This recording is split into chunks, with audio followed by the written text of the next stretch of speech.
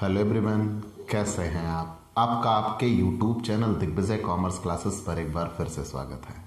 हम आपके लिए अपने इस YouTube channel Digvijay commerce classes पर बीकॉम के सिलेबस के कंपलसरी सब्जेक्ट इनकम टैक्स, आयकर की पूरी एक सीरीज लेके आ रहे हैं, जिसमें आपको एक तरफ से हर एक रूल और उनके प्रैक्टिकल क्वेश्चन 1 बाय 1 मिलता है। आप हमसे जुड़कर अपने कॉमर्स की पढ़ाई एक प्रॉपर वे में पूरी कर सकते हैं। जैसी पढ़ाई आप पाना चाहते हैं, यहाँ बिल्कुल वैसी ही पढ़ाई आपको अवेलेबल कराई जाती है। तो प्यारे दोस्तों, अगर आप हमसे नए जुड़ रहे हैं और अपने बीकॉम या एमकॉम के किसी भी सब्जेक्ट की स्पेशल कोचिंग क्लासेस पाना चाहते हैं, तो सबसे पहले हमारे इस YouTube channel Digvijay commerce classes को सब्सक्राइब करिए, शेयर करिए, बेल आइकन दबाइए, ताकि आपको हमारे लेटेस्ट वीडियोज के अपडेट मिल सके। आप हमसे पेड क्लास भी ले सकते हैं। पेड क्लास पाने के लिए आप हमारे व्हाट्सएप नंबर पर व्हाट्सएप करिए, मैसेज करिए, आपको पेड क्लास की पूरी जानकारी दे दी जाएगी, जिसमें आप बहुत थोड़े से शुल्क का भुगतान करके हमसे एक रेगुलर क्लास पाते हैं। PDF मिलेगा, डाउट सेशन रखा जाएगा, क्वेश्चन पेपर सॉल्व कराए जाएंगे। तो ये सब कुछ पाने के लिए आप हमसे पेड क्लास ले सकते हैं। प्यारे दोस्तों, इनकम टैक्स सही मायनों में एक थ्योरी का क्वेश्चन पेपर होता है। अब आप ये सोचते हैं ऐसा क्यों? तो मैं इसे कई बार दोहरा चुका हूं, क्योंकि इनकम टैक्स रूल बेस्ड है। हर कदम पे हमें रूल मिलने हैं, और जब हमने सारे रूल क्लियर कर लिए तो न्यूमेरिकल तो सॉल्व हो ही जाएगा। और दूसरी बात यह है कि ये रूल ही एग्जाम पेपर में एज ए क्वेश्चन लिखने को आ जाते हैं। तो मैंने ये चाहा कि मैं आपको वो सारी बारीकियां आपको बता देता हूं, लेकिन यहां मेरी अपनी एक लिमिटेशन है। लिमिटेशन यह है कि आपको ये सारी चीजें ग्रेजुएशन के एग्जाम के लिए चाहिए। तो ग्रेजुएशन के एग्जाम के नजरिए से आपको क्या पर्पस, कितना लिखना होगा, कितनी आपकी आवश्यकता है, वो हम आपको देना चाहते हैं। अगर आप बहुत डिटेल में हमसे जानकारी चाहते हैं तो प्लीज हमसे हमारे व्हाट्सएप नंबर पर कांटेक्ट करिए। आपको बेहतर से बेहतर जानकारी के साथ इनकम टैक्स प्रिपरेशन हम कराएंगे। आज हमारा मकसद ये है कि विभिन्न यूनिवर्सिटीज के एग्जाम में आने वाले क्वेश्चंस हम आपके लिए क्लियर करा सकें। यहां मुझसे कुछ बच्चों ने ये पूछा कि सर, आप कहते हो कि सरकार हमसे टैक्स लेती है, सरकार हमसे टैक्स वसूलती है, ना दे तो? हमने भाई उसके बारे में भी कहा, आपको देना पड़ेगा, नहीं तो आपके ऊपर अर्थदंड लग जाते हैं, पेनल्टीज, ब्याज लग जाता है, ये सारी चीजें। तो फिर एक बच्चा वहां पे उठा और उसने ये कहा, हाँ रॉबिन नाम है उसका, उसने ये कहा चलो ठीक है, सब कुछ हमारे पास है, आखिर ये वसूली करेंगे कैसे? हमारी जेब से इनकम टैक्स डिपार्टमेंट पैसा ले कैसे जा सकती है? मुद्दा ये बनता है। तो आज हम आपके लिए एक लेसन लेके आए हैं, कर की वसूली। और अगर ज्यादा कहीं वसूली हमसे उन्होंने कर ली है तो वापसी। ठीक, मतलब हमें कितनी चीजें आज यहां जाननी है? कर की वसूली एवं वापसी। What is the recovery and refund of tax? तो सबसे पहली चीज यह है, कर चुकाने की अवधि क्या होती है। भाई आपको टैक्स कब तक देना होता है? तो मैं यहां आपसे ये बताना चाहूं, आपको ये क्लियर कर, और याद रखिएगा ये मोस्ट इंपॉर्टेंट टॉपिक है। जितने भी, चूंकि इनकम टैक्स की जो बुक है वो 28 लेसन में बटी हुई है। HC मेहरोत्रा की बुक को मैं बेस मान रहा हूं, और 28 लेसन में ये बटी हुई किताब 19 लेसन शुरू के तो टोटल इनकम और टैक्स लायबिलिटी तक के हैं, और जो पीछे के 9 लेसन हैं वो सिर्फ थ्योरी बेस्ड हैं। और पीछे के लेसन से अगर एग्जाम में क्वेश्चन बने ना, तो आगे वाले कम होते चले जाएंगे। और आप दुआ करिएगा पीछे वाले क्वेश्चन बन जाएं, आपके लिए बेहतर होगा। चलिए, तो हम बताते हैं recovery and refund of tax. तो सबसे पहली चीज तो यह है कि कर चुकाने की अवधि क्या होती है। तो सबसे पहले सबसे पहले हम आय का विवरण जमा करते हैं। ये मैं पीछे आपको पढ़ा चुका हूं। इनकम टैक्स रिटर्न, करदाता द्वारा अपनी आय की विवरणी जमा की जाती है। आय का विवरण जमा करते हैं। और जब हम आय का विवरण जमा करते हैं, कब तक, तो डेट हम बता चुके हैं कि जनरली 1 अप्रैल से 31 मार्च तक तो हम कमाएंगे। ठीक, अगर मैं यहां आपको डेट पे रखूं कि 1 अप्रैल 2019 से 31 मार्च 2020 तक तो हमने कमाया। 1 अप्रैल 2019 से 31 मार्च 2020। इसके बाद जब 1 अप्रैल लगा 2020, तब आय की विवरणी की प्रोसीजर शुरू हुआ, इनकम टैक्स रिटर्न। और कितने समय तक कहा गया है? व्यक्ति के लिए 4 महीने।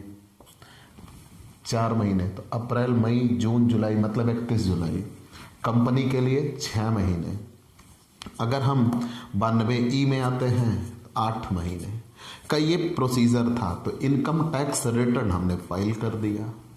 जब इनकम टैक्स रिटर्न हमने फाइल कर दिया तो आयकर विभाग द्वारा उस पे आयकर कैलकुलेट किया गया। हमारी जो छूट बनी, छूट निकालकर जितना टैक्स बना वो टैक्स कैलकुलेट किया गया।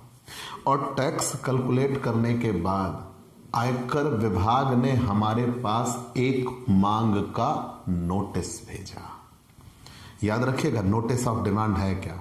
तो कर निर्धारण अधिकारी द्वारा हमारे पास एक सूचना आती है कि आपको इतना कर जमा करना है, और वही सूचना मांग का नोटिस कहलाती है। 2 नंबर का क्वेश्चन है, नोटिस ऑफ डिमांड। और जिस दिन हमारे पास वो नोटिस ऑफ डिमांड आया, उसके 30 दिन के भीतर में हमें इनकम टैक्स जमा करना होगा। ये विशेष रूप से याद रखिएगा, जिस दिन हमारे पास नोटिस ऑफ डिमांड आता है, नोटिस ऑफ डिमांड आने के 30 दिन के भीतर में, नोटिस ऑफ डिमांड आने के 30 दिन के भीतर में हमें ये बिल्कुल कर का भुगतान कर देना होगा। और अगर सरकार ये उचित समझे कि अगर आपको हमने 30 दिन का समय दे दिया तो आप कुछ गड़बड़ कर सकते हो, कर लेकर आप भाग सकते हो, सरकारी राजस्व को हानि हो सकती है, तो ये 30 दिन की अवधि आपके लिए घटाई भी जा सकती है। ये विशेष रूप से याद रखिएगा। तो मैंने ये कहा, कर चुकाने की अवधि क्या होगी? आय की विवरणी जमा होने के बाद इनकम टैक्स डिपार्टमेंट उस पर टैक्स कैलकुलेट करेगा। और टैक्स कैलकुलेट करने के बाद इनकम टैक्स डिपार्टमेंट के द्वारा एक सूचना भेजी जाएगी करदाता के पास कि भाई आपका इतना कर बना है जो कि आपको चुकाना है। और वही सूचना मांग का नोटिस कहलाती है, नोटिस ऑफ डिमांड।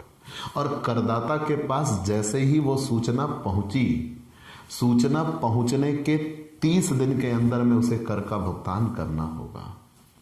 सूचना पहुंचने के 30 दिन के भीतर में उसे कर का भुगतान करना होगा। अगर वो 30 दिन की समय सीमा उसके लिए ज्यादा लगती है, आयकर अधिकारी ये सोचते हैं कि भाई इसको समय दिया तो ये निकल जाएगा, ये कर का भुगतान नहीं करेगा, सरकारी राजस्व को हानि हो जाएगी, तो ये 30 दिन की समय सीमा को घटाया भी जा सकता है। ठीक, आगे बढ़ गए। और ये धारा 220 की उपधारा 1 में कहा गया है, यदि किसी मांग सूचना के विरुद्ध अपील की जा रही है तो ऐसी मांग को अंतिम अपील प्राधिकारी द्वारा अपील का निपटारा किए जाने तक मान्य समझा जाएगा। अगर मांग का नोटिस है और उसके विरुद्ध अपील हो गई तो मांग के नोटिस को मान्य समझा जाएगा तब तक जब तक अपील के संबंध में डिसीजन नहीं आ जाता, मतलब आपको टैक्स चुकाना होगा। चलिए, समय पे ना दे पाए तो आप तो ये सोच रहे हो कि बंदा ये लड़ने वाली भाषा में बात कर रहा है। बिल्कुल यही टॉपिक है। हमने ये कह दिया कि मांग का नोटिस मिली तो मांग का नोटिस मिलने के विदिन 30 डेज टैक्स पे करना है। अब 30 दिन में टैक्स ना दे पाए तो ना दे पाए, देंगे वो अलग मुद्दा है, और देंगे ही नहीं वो अलग मुद्दा है। तो अगर हम निर्धारित 30 दिन की समय सीमा में टैक्स का भुगतान नहीं कर पाते तो उस जगह पर यदि मांग के नोटिस में लिखी हुई, नोटिस में दी हुई अवधि के अंदर ना चुकाई जाए तब अगर जो हमारे पास टैक्स के लिए मांग का नोटिस आया तो जो समय सीमा वहां पर दी गई है उसके अंदर अगर हम टैक्स का भुगतान नहीं कर पाते तो उक्त अवधि के बीत जाने के बाद जब भी हम भुगतान करेंगे तो 1% प्रति माह साधारण ब्याज की दर से हमें ब्याज देना होगा। मतलब जितनी भी हम देरी करेंगे हर महीने की देरी के लिए हमें 1% प्रति माह ब्याज देना होगा। ये विशेष रूप से याद रखिएगा। मैंने ये कहा कि मांग का नोटिस मिलने के मैक्सिमम 30 दिन में हमें कर का भुगतान करना होता है, और अगर निर्धारित समय सीमा में हम कर का भुगतान नहीं कर पाए तो निर्धारित समय सीमा के बीत जाने के बाद जब तक हम टैक्स नहीं दे देते, मतलब जितनी दिन देरी से हम टैक्स देते हैं, हर महीने की देरी के लिए 1% प्रति माह ब्याज देना होगा, वो भी साधारण ब्याज की दर से। और मांग के नोटिस में दी हुई अवधि के समाप्त होने के पूर्व यदि करदाता रकम चुकाने की अवधि में वृद्धि कराने के लिए प्रार्थना पत्र देता है और कर निर्धारण अधिकारी ये और समझता है कि हाँ वाकई ये राशि इन्हें जुटाने में तकलीफ हो सकती है, तो वो उस अवधि को बढ़ा भी सकता है। और यदि अपील में मांग की राशि कम कर दी गई है तो तदनुसार ब्याज की राशि को भी कम कर दिया जाएगा। मान लीजिए आपने अपील कर दी, मांग का नोटिस था, आपने कर का भुगतान किया और अब आपने अपील कर दी, तो जब अपील कर दी तो जिस अनुपात में आपका ब्याज कम हो टैक्स कम होगा उसी रेशियो में आपकी ये ब्याज की सीमा भी घटा दी जाएगी। ये याद रखिएगा। चलिए हमने मान लिया।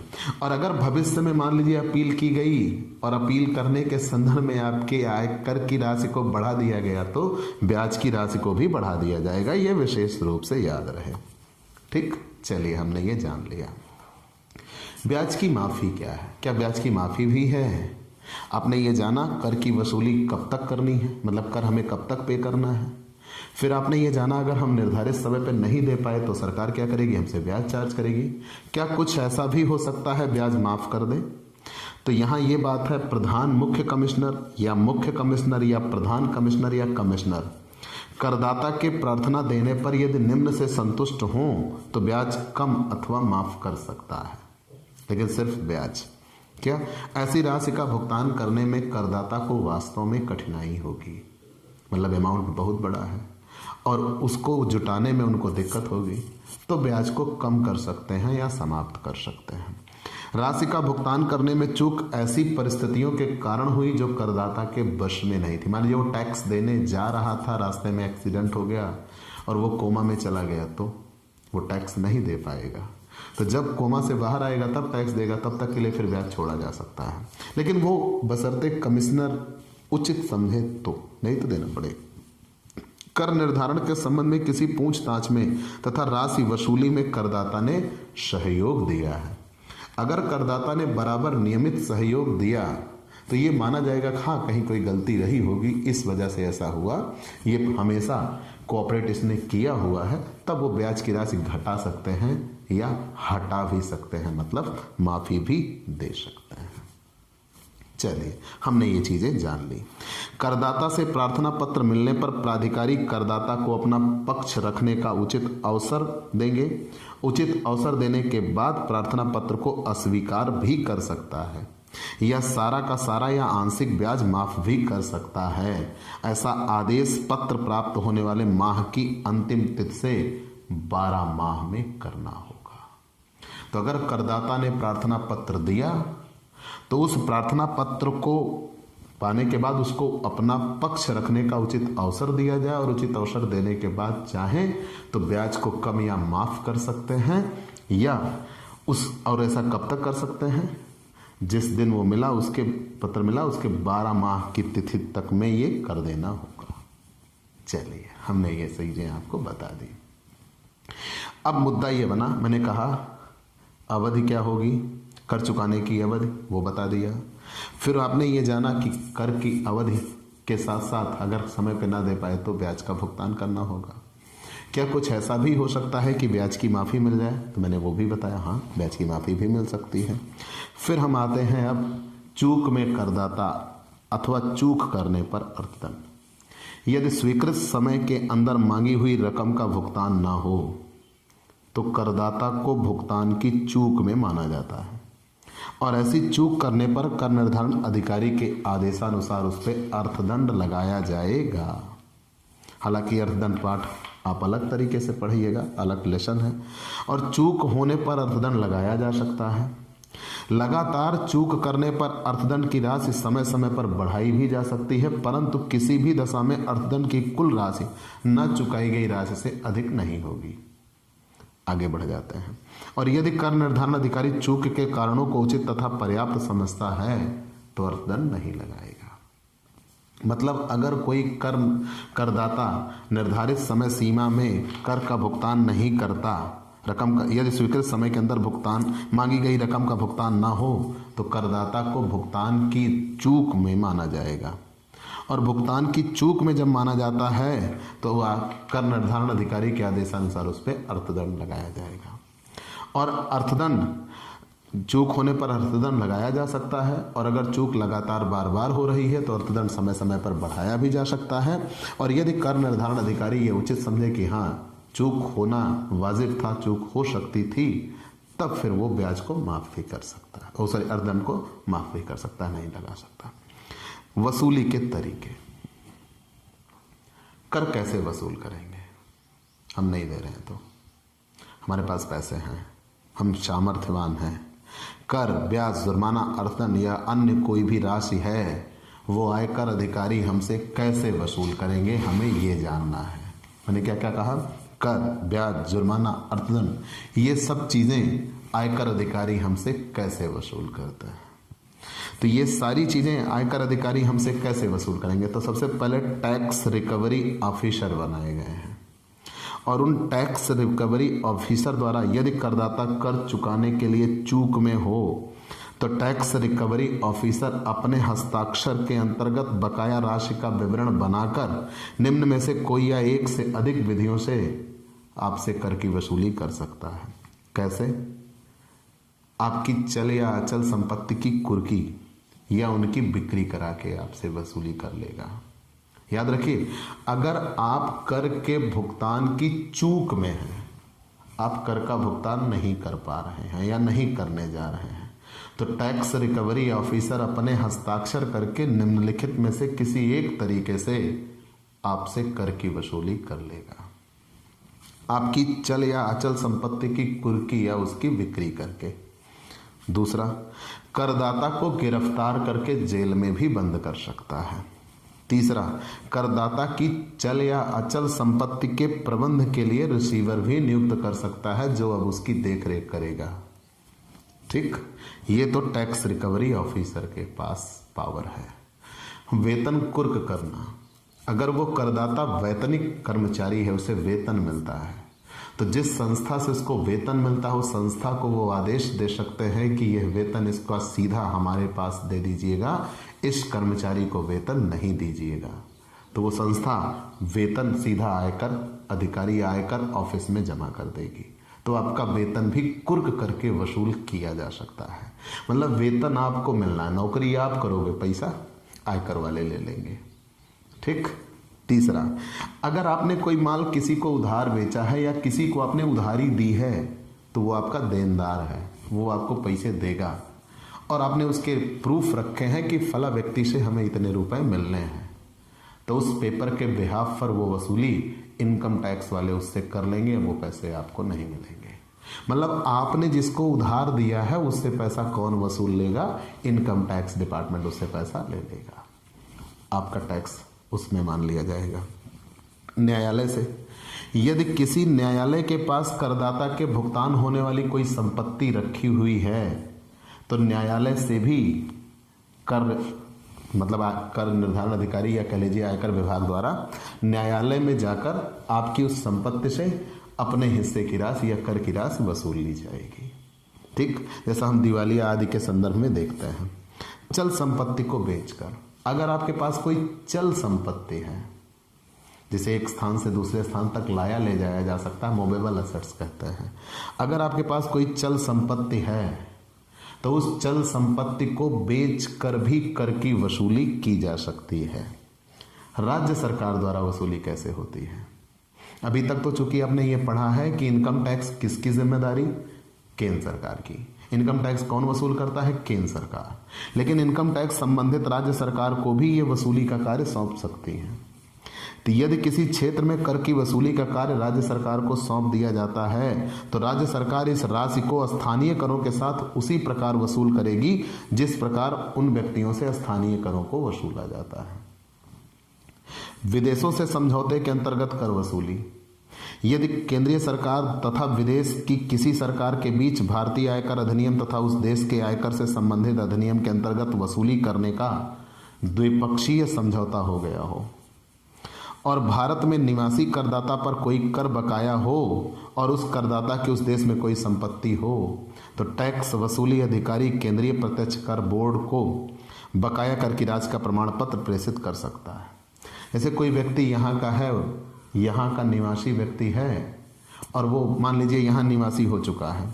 मैंने ये कहा यदि केंद्रीय सरकार तथा विदेश की किसी सरकार के बीच भारतीय आयकर अधिनियम तथा उस देश के आयकर से संबंधित अधिनियम के अंतर्गत कर वसूली के संदर्भ में द्विपक्षीय समझौता हो गया और भारत में कोई निवासी व्यक्ति करदाता पर कोई कर बकाया है और उस करदाता की उस देश में कोई संपत्ति है।